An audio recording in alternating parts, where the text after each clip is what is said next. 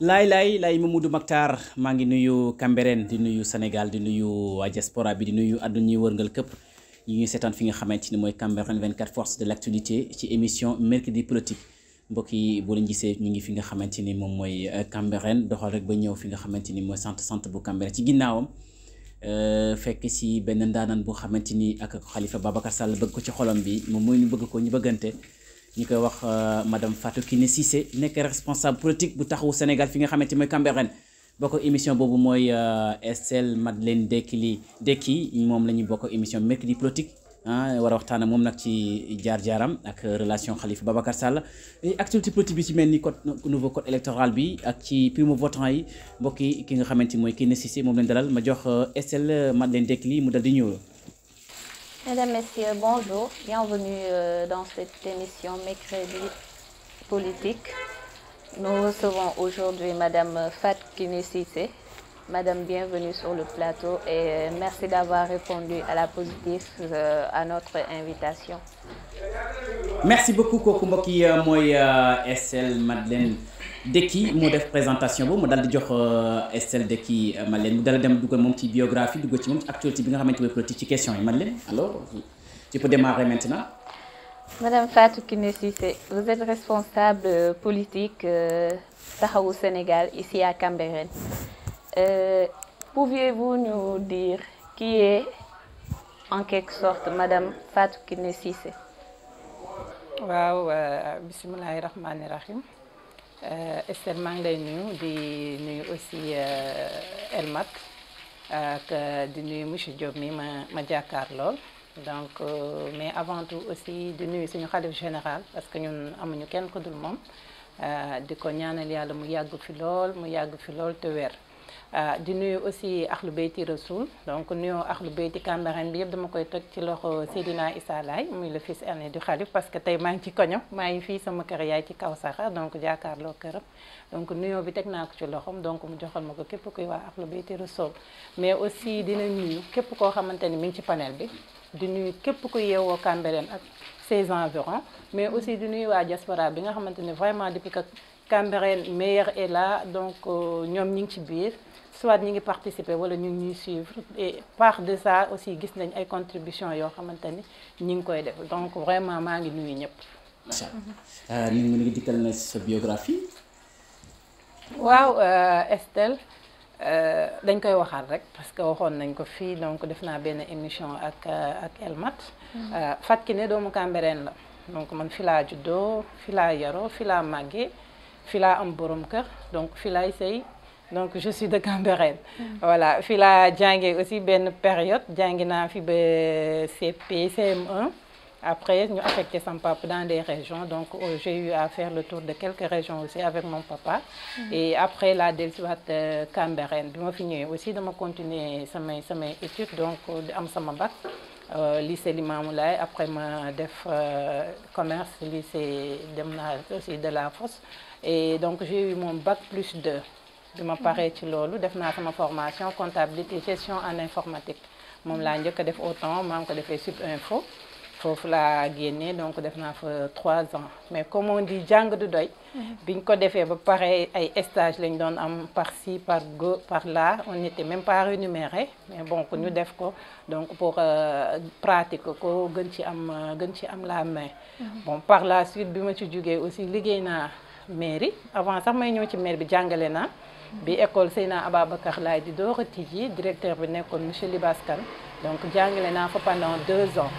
jàngale naa fa pendant 2 ans. biñ fa jógee aussi nekk naa ci mairie bi en tant que chef de cabinet du maire Liba Seck parce que ñun ñoo nekkandoo woon di liggéey ci politique bi. donc il m'avait approché laaj ma lu may def ma ne ko damay jàngale mu ne ma est-ce que tu serais intéressé pour nga ñëw ñu liggéey. parce que boobu chef de cabinet am dafa voyager dem Italie. donc liggéey naa ak moom ba bi ñuy perdre donc la mairie donc moom maa nekkoon chef de cabinet bi après la ko ñoom Papa Alioune Gomis jël de passage aussi maa ngi koy nuyu. entre temps aussi liggéey naa fi ak Khalifa Sall. donc bi mu jëlee aussi mairie bi liggéey naa ak moom donc ci service protocole. donc dans son cabinet. donc ma nekk ci service protocole. donc à part ça aussi jàng du doy comme on dit man j'aime tellement étudier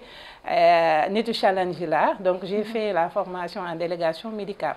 c'est-à-dire informateur médical def naa ko donc nekk ci ba léegi maa ngi ci on fait le tour des hôpitaux on voyage beaucoup donc dem génn à l'extérieur di def ay formation du ñëw au Sénégal aussi souvent on est dans les régions tous les 2 mois da ngay génn dem dans les régions donc faire la promotion des produits et jaar naa aussi ci ENDA Thiermone ENDA benn ONG bu nekkoon à Cambérène donc ñu amoon programme de nutrition bu ñu doon defal fii xale yi di leen supplémenter xale yi nga xam dañu xiiboon donc ba maa leen représenté woon fii à Cambérène donc yaay tey xale yu bari dañ may romb buñ nee ma tata sax man leen du ma seen moro bu leen ma woowee tata di ma màggetloo parce que macha allah léegi c'est des grandes dames góor ñu aussi ñu ci bëri marié nañ donc ñu nekkoon ci programme bi. je suis aussi monitrice de collectivité éducative donc j'ai travaillé sur ça pendant les vacances. jël xale yi yóbbu colonie de vacances. fii aussi à Cambérène amoon nañ benn cellule donc ak waa ASS boo xam tout vacances yi dañ doon dajale xale yi donc regrouper leen quelque part au niveau des écoles. Pendant toute une journée di leen jàngal ñuy way ak ñoom di fecc dem des plages di beaucoup de choses animer leen voilà parce que c'est des peut-être ñu ci bari seen parents yi amuñu mooy yóbbu leen boobu colonie de vacances donc en rapport avec waa ENDA donc doon nañ leen defal fii ay animation yoo xamante ne vraiment dina leen permettre ñu passer de très bonnes vacances bi ñu weesoo loolu aussi nekk naa ci football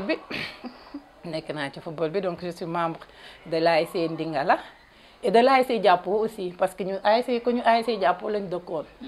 fa lañ dëkkoon ASC Jàppo mën naa ne bi ñu koy créer sama loxo génnu ci parce que j'étais là-bas donc ma ci de passage di nuyuwaale Ablaye Ndiaye bu Chocolat donc day souvent duñ doon dem këram donc tout ce qui est paparazzi et tout donc ci sama loxo daanaka mën naa ne la jaar ak ñoom seen loxo aussi mais je suis membre entière donc de l'ASC Ndingala donc j'étais déléguée au niveau de la zone def naa fa 12 ans zone football bi nawetaan yi def naa fa 12 ans bi may bàyyi donc maa nekkoon vice-présidente de la commission socio-éducative donc ma jóge fa aussi ñu délégué woon ma au niveau de la ville donc de l'ODCAV de Dakar bi ma fa demee aussi j'avais trouvé une seule dame autant parce que football góor ñi lañ ko xamee woon donc bi ma fay dem Françoise Seck laa fa fekkoon aussi comme une dame j'étais la 2e donc déléguée fille de la région de Dakar donc mën nañ ci wax yeneen ak yeneen yu bari yoo xamante ne voilà ba tey continuer voilà côté santé bi aussi à Cambérène contribuer naa ci lu bari parce que nekkoon naa au niveau du comité de santé avant que centre bi di am donc il y avait poste ak maternité moo amoon Cambérène poste bi nekk fii à l'entrée maternité bi nekk ci biir fële au fond donc ñaar yooyu laa doon cumuler di ko gérer donc ma nekkoon fa en tant que trésorière adjointe ñu dem ba mu yàgg ñu jox ma nekk trésorière générale finalement bi may quitté donc j'étais la présidente de la commune maa nekkoon présidente comité de santé bi voilà donc participer nañ ci bëri de par des séminaires dem au niveau des districts donc par des réunions et beaucoup de choses. macha allah ci biographie bi yaatu na lool mbokk yéen a ko dégg na fi nga xamante ne Cambérène 24 forces de l'actualité ba tey ci nécessité mooy wax Estelle continue sa question yi. Donc, si l'on se réfère à votre biographie et bibliographie aussi, donc on trouve que Fatou Kiné Cissé est une femme vraiment ancrée dans sa population, socialement et politiquement. Donc, s'agissant du plan politique, qu'est-ce qui vous a motivé, la motivé nga dugg ci politique? waaw ba rallier Khalifa Sall bi nga nekkal. waaw Estelle merci politique rallié wu ma politique moo ma rallié parce que je suis née dama judd ci politique sama papa moo doon def politique donc tout le monde le connaissait ici à Cambérène donc maa ngi ñaan yàlla mu yokk ay leeram dafa teel a dëddu rek mooy catam mais bon ku yëngu woon la ci politique gu Cambérène et comme que xam nga boo juddoo ci famille ñuy politique sa papa di ko def tout le temps les réunions ngay assister nekk ci biir man très jeune laa ci nekk parce que autant y avait des cartes de membre la parti socialiste doon jaay 100 francs dañ ko doon jaayee mais comme que dama mënoon bind souvent man maa leen ko doon bindal boobu temps man maa ngi def ay élémentaire sax mën naa laa nekk donc dañ doon copier boo ñëwee jëndi sa carte d'identité ñu def sa tour jël sa numéro carte électeur def ko ci carte bi jox la donc par là ci lañ nekk et puis da ngay dem ba am amour bi parce que c'est des jours yoo xamante ni da nga koy dund au quotidien donc du ma ne man maa dem vers la politique mais la politique moo ñëw ci man donc noonu lañ ci nekkee autant parti socialiste nekk parti bu organisé woon dañ doon def ay comité yi c'est au niveau des quartiers lañ naan la comme par exemple Estelle ñu ne la noo créer ce comité nga dem gis 20 jeunes ngeen toog waxtaan def réunion donc tu prends leur nom et tout ngeen créer comité mais dañ ko doon def par quartier comité yi léegi comité yi dañ ko doon regrouper au sein d'une section donc ñu ne lii mooy section bi y a 20 comités y a 30 comités et cetera donc noonu lañ organiser woon donc dafay am réunion comité am réunion section donc bi ñu demee ba ma toll ci am benn âge bi suñu comité man lañ ko joxoon ma di ko gérer petit à petit ñu nekk ci après au fur et à mesure ma yor section bi ba mujj gi ma yor la coordination c'est-à-dire tout Cambérène donc quartier yëpp réuni loolu mooy la coordination. Donc vous avez été adopté par le PS dès le bas âge. Dès le bas âge. De même que votre leader Khalifa Sall. Donc comment trouvez-vous qu'il soit sorti du Parti socialiste pour créer son propre parti? waaw pour leeral la Khalifa Sall n'est pas sorti du Parti socialiste. Nous tous on est des socialistes et on se réclame socialiste. Ah bon? Mais politique la mais politiquement politique la waaw non politique la xam nga politique day am fu muy toll day am ay yëngu-yëngu am ay jax-jax nit ñi am ay ambition mu neex ñi mu naqari ñi donc soit mu dem ba ci biir mu indi ay cassure loolu mais nous on a le sang politique on a le sang vert nous sommes du Parti socialiste Khalifa tey bu ñuy wax kenn gënu ko nekk socialiste mais nag comme li nga wax dañ dem ba ci biir problème yi fi am ñëpp gis nañ ko Khalifa ñun lañ bëggoon porter pour mu nekk secrétaire général du Parti socialiste y avait Tanor ma dem si yàlla ji ma koy ñaanal yàlla na ko yàlla jéggal te xaret ko àjjana moom aussi gis nga mu amoon benn guéguerre suñu biir donc finalement nous on a préféré aller avec Khalifa Sall biñ demee aussi ba tollu ci ay élections il fallait que ñu dem ci benn bannière c'est par là ci la Taxawu Dakar juddu après Taxawu Sénégal juddu voilà. ngeen accompagner ko ci Taxawu Sénégal bi comme ni nga ko waxee réero peut-être moo amoon ci biir Parti socialiste wala benn xëccoo bu ndaw mu jaral leen ngeen créer seen propre parti di ko doxal ba nii léegi moom après. Sa candidature au présidentiel de 2019 qui a été rejetée par le Conseil constitutionnel du fait de sa condamnation pour escroquerie et portant sur les deniers publics ñu rejeté woon candidature am ci élection présidentielle 2019 ñu ñëw en 2021 il y a de cela quelques semaines. Le code électoral, le nouveau code électoral, vote son inéligibilité. Comment est-ce que vous trouvez cette inéligibilité? waaw damay njëkkee ci 2019 d'abord parce que gis nañ li fi xew donc Khalifa Sall def na fi prison pendant 3 ans et quelques mais loolu yëpp dañuy xam ni politique la parce que ñu ngi koy toppee 1 milliard gis nañ fi récemment rek ku ñu fi toppee 98 milliards te mujjul fenn te chaque jour sax da koy waat ni dem leen tout le temps doo leen ma giseel dara nañu boo chercher duñu gis ci man dara donc ce qui veut dire que ku bàyyi ku yor 98 milliards di topp ko yor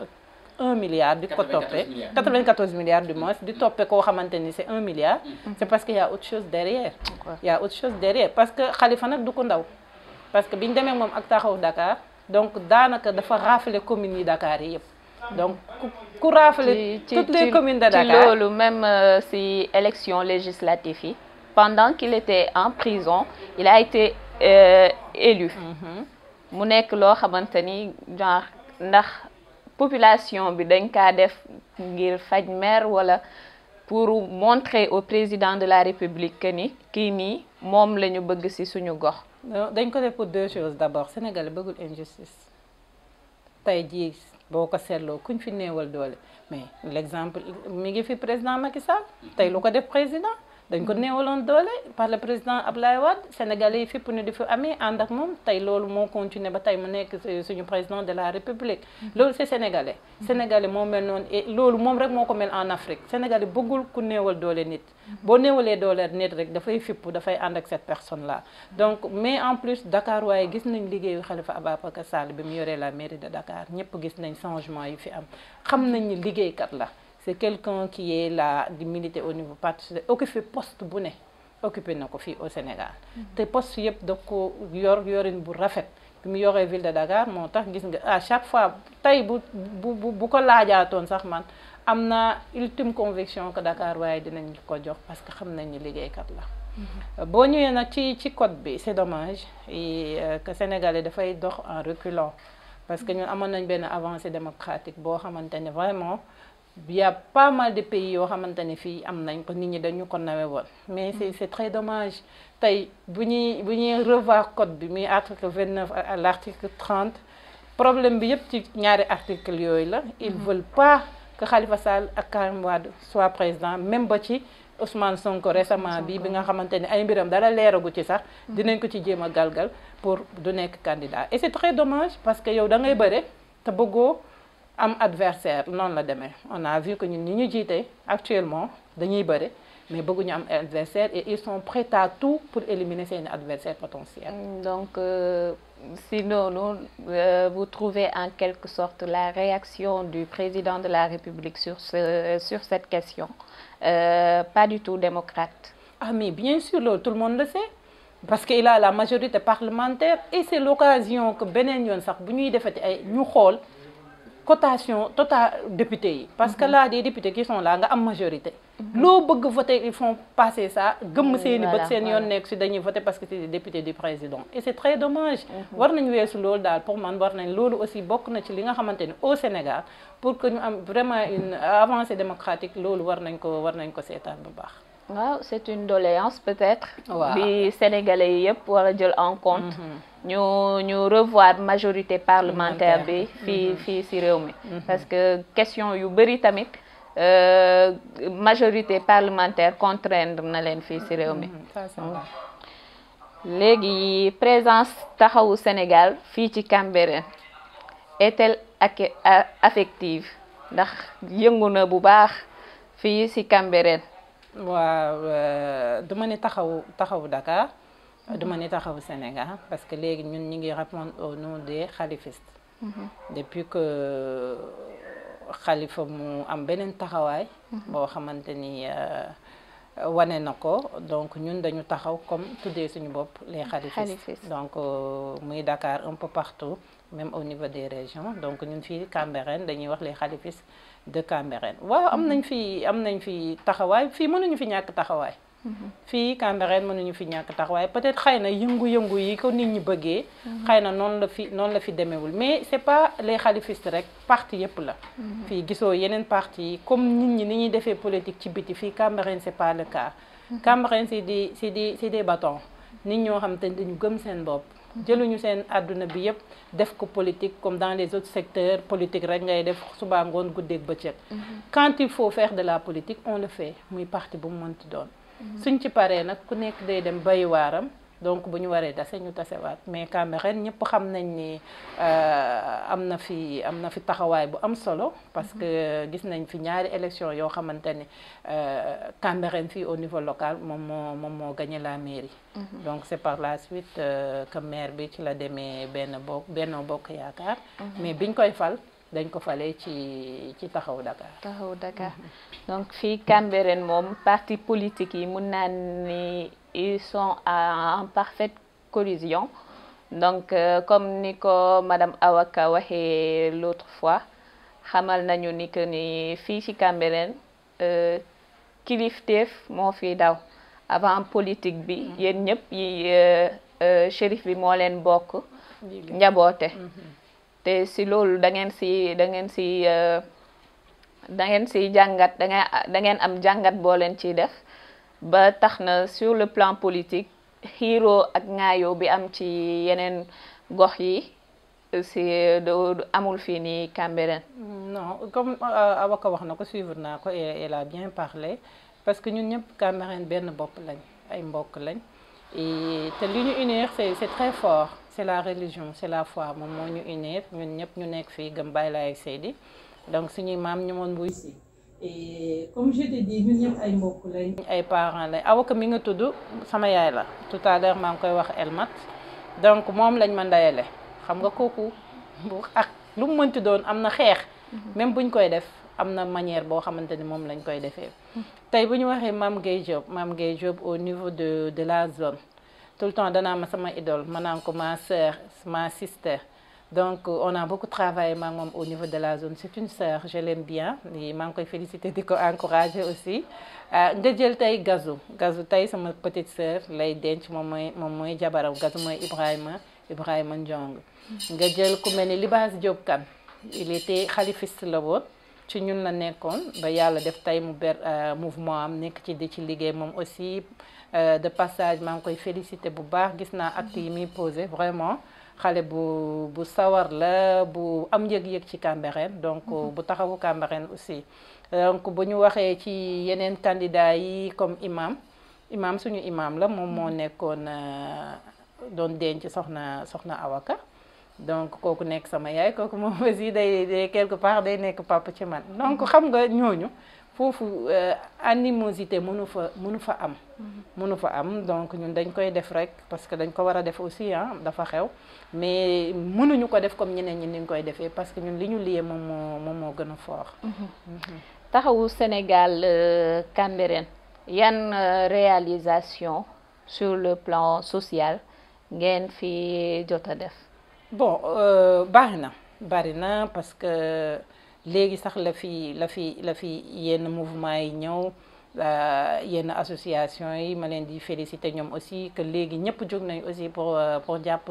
ci dëkk bi mais autant politiciens yi rek ñoo fi nekkoon donc di fi def beaucoup d'actions on a fait pas mal de choses via Khalifa Sall bi mu fi nekk au niveau de la mairie de Dakar donc dañ ko doon solliciter par rapport ci santé bi ci éducation bi bu ñu demee aussi au niveau de fêtes yi bu fi amee muy comme le Ramadan bi suukaru koor tabaski les aides et tout ça donc dañ ci doon contribuer donc di ci jàppale Cambérène bu baax a baax.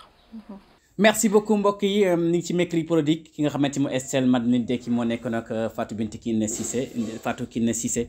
nekk responsable politique bu taxaw Sénégal fii ci Cambérène Elmat dal di ñëw ak moom Fatou Kiné gis nañ élection locale 2022 yi ñëw na fan la Khalifa Sall toll. waaw Khalifa Sall mi ngi ci moom waxoon na il n'est pas candidat mais il aura un candidat. donc on travaille sur ça ñi ci di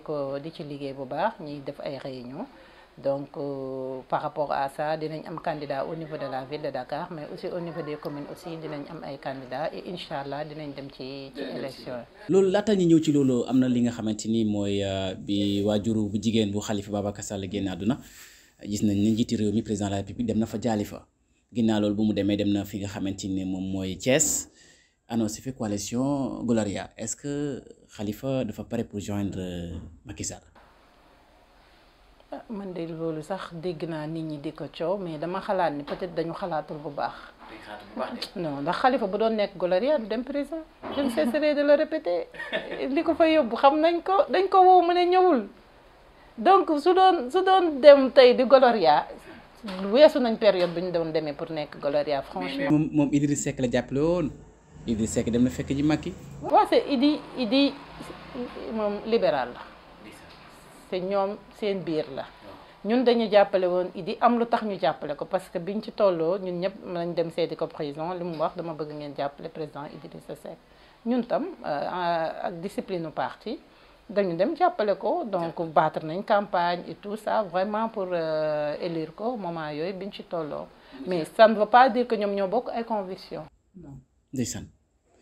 Kiné Cissé ba tey gis nañ ne ci 552 maires yi ma ndax taxawul Sénégal dana am représentant candidat ci maire yi. waaw bien sûr. ndax da ngeen di bokk ci opposition mooy Ousmane Sonko wala opposition bi. nous on reste dans l'opposition waaw on est des opposants. On va se battre. Opposer, c'est très dur, mais on va se battre, on va continuer de se battre dans l'opposition. Ba keroog ñuy jël pouvoir bi incha allah. Mais on aura des candidats au niveau des mairies. leer na ba tey mbokk yi ñu ngi fi nga xamante ni mooy mercredi politique ak Fatou Kiné Cissé bi nekk responsable taxawu Sénégal léegi dañuy ñëw ci Cambérène maanaam ci élection locale yi Kiné Cissé lan moo waral candidats yi bëri ci dëkk bi ci benn maire ci benn mairie village boo xamante ni Cambérène statut spécial la moom kese képp. nu mu nekkee yenn par rapport ak 552 communes yi dem ba dañ dugg ci dañ ñëw ci loolu lu mel ni santé bi président de la République moom moo ko yor ak yeneen i affaires yoo xamante ni mu nekk cité religieuse yow Kiné Cissé nga nekk fii fekk fa baax sa Cambérène gën a lu nekk lu ci àdduna bëri ay candidats lan moo waral loolu. waaw loolu ça s'explique bëri ay candidats parce que ñëpp dañoo am mbébétu defar Cambérène parce que Cambérène quoi qu'on dise aussi waroon nañ dépasser fii bu yàgg. Donc maintenant dama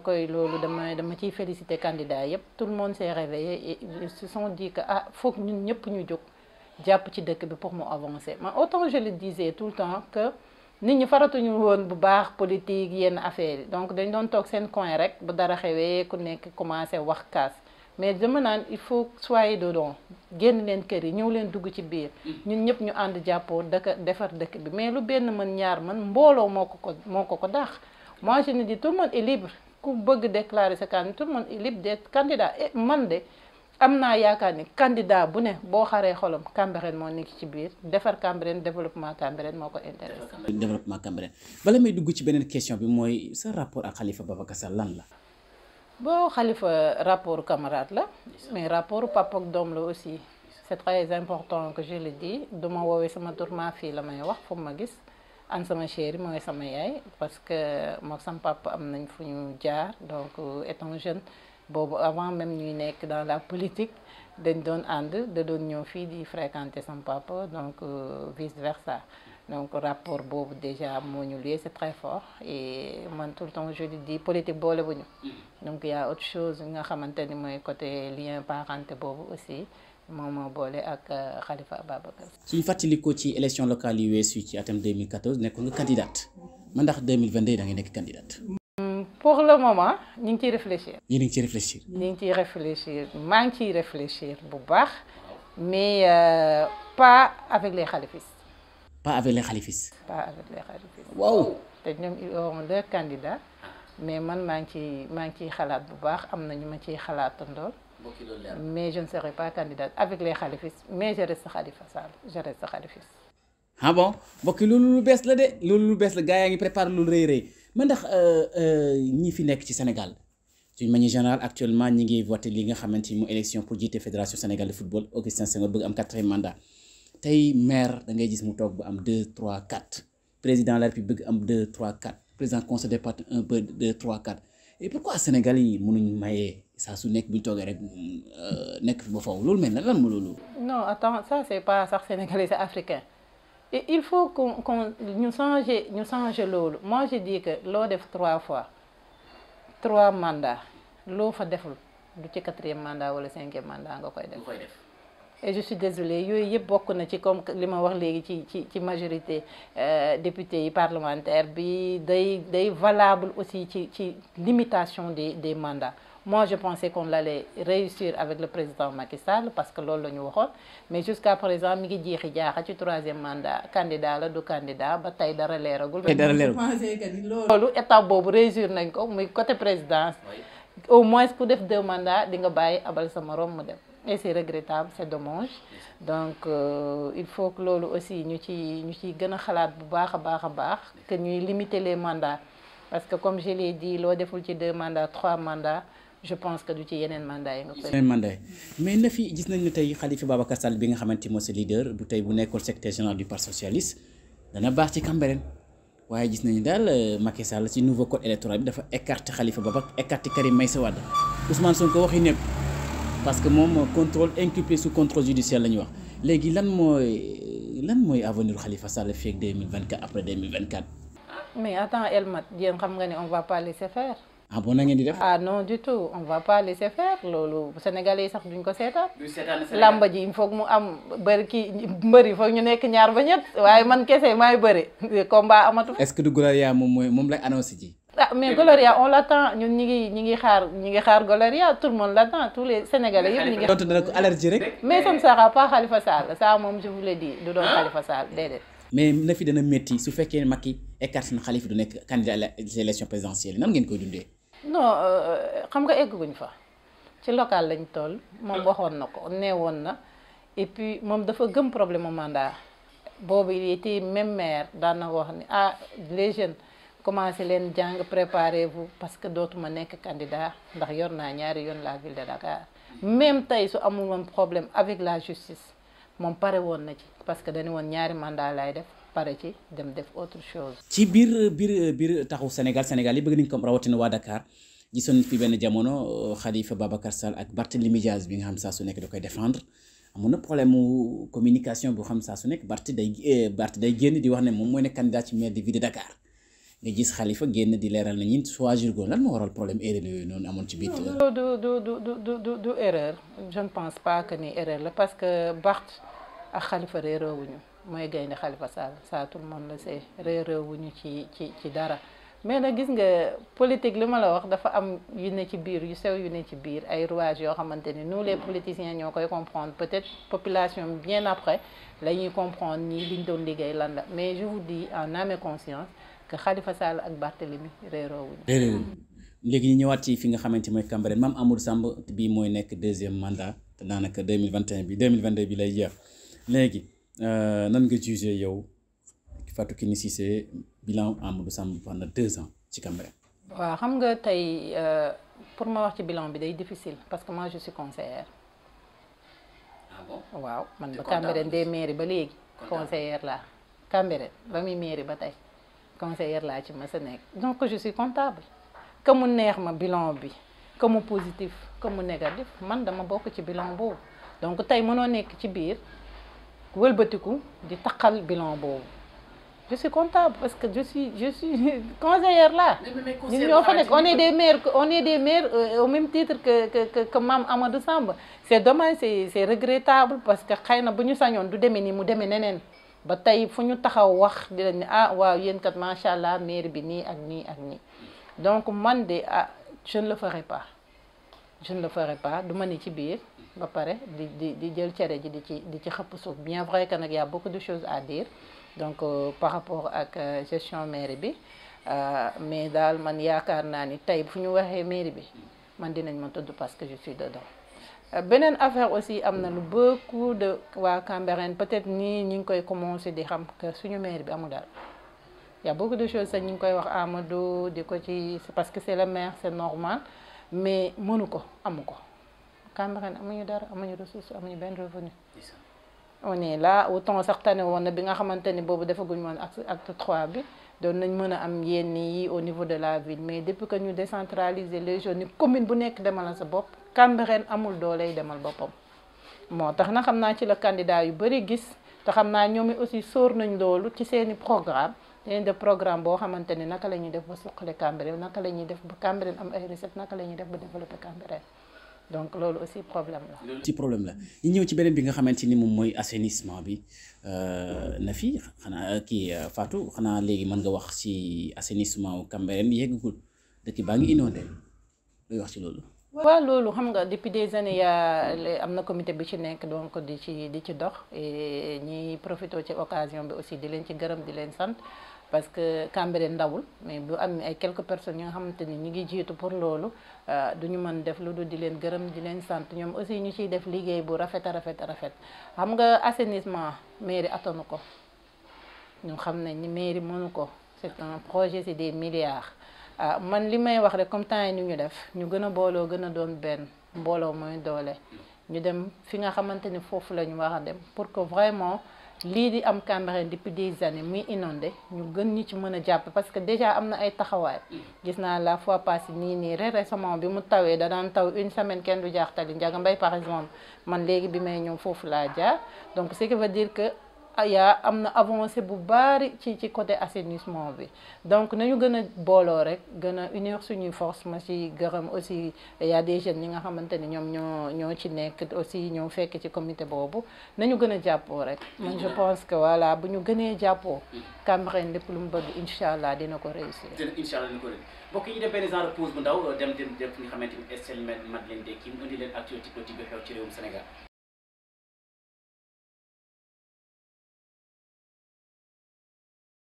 Estelle,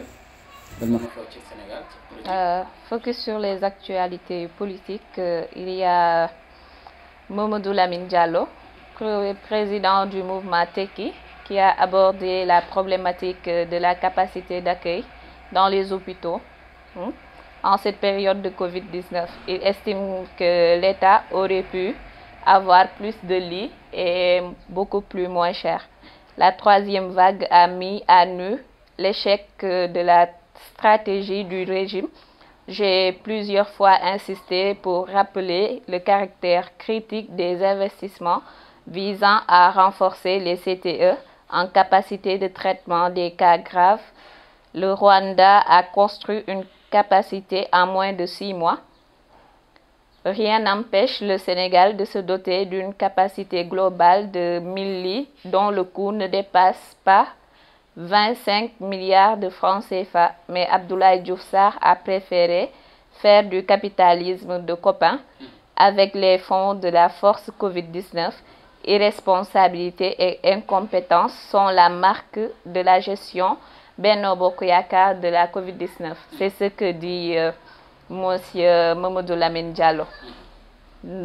S'agissant d'autres actualités politiques, il y a la jeunesse de la LD qui est debout et dénonce une violation des droits des primo-votants. Le mouvement des jeunes de la Ligue démocratique debout dénonce la violence manifeste des droits des citoyens à participer librement aux élections. Dans une communiqué dont nous avons reçu copie hier, les jeunes de la LD debout estiment qu'en rendant obligatoire la pièce d'identité pour l'inscription sur les listes électorales avec des délais d'exécution aussi courts, le président Macky Sall et son gouvernement ont décidé d'écarter la plupart des jeunes, plus particulièrement les primo-votants, qui représentent une écrasante majorité. Il y a aussi le mouvement Y'en a marre qui se désengage du problème de Kilifeu, inclus dans un trafic de visa. Y'en a marre n'est ni mêlé de près ni de loin aux accusations portées contre le rappeur Kilifeu. Dans un communiqué reçu à E-Media, le mouvement citoyen qui s'exprime sur les accusations portées contre un de ses membres prend ses distances. Le mouvement Y'en a marre a pris connaissance des vidéos diffusées par le site leral.net les mercredis 28 juillet et lundi 2 août 2021, mettant en cause Landing Mbessane Seck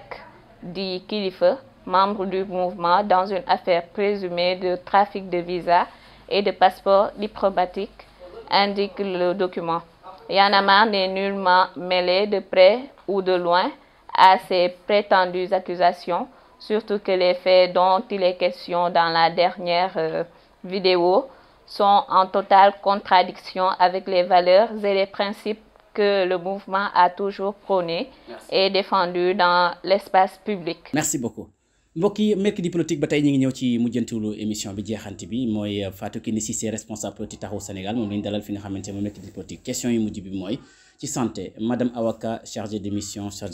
à la présidence nee na bu fekkente ne Cambérène fay ni employé santé bi c'est grâce à Macky Sall lan ngay wax ci loolu. Oh, c'est une bonne chose parce que Macky Sall c'est pas le président de l'APR mais c'est le président de tous les Sénégalais. tey secteur ak domaine bu mu mënti doon su amee problème war na fa agir mayu leen du ci poosam la ko jëlee c'est l'argent de l'État moom la jël fay leen ci ñu ko ciy gërëm aussi di ko ci sant parce que moi je dis que du lu ñuy xeeb du lu ñuy ñàkkal solo am na solo trop parce que vu que le centre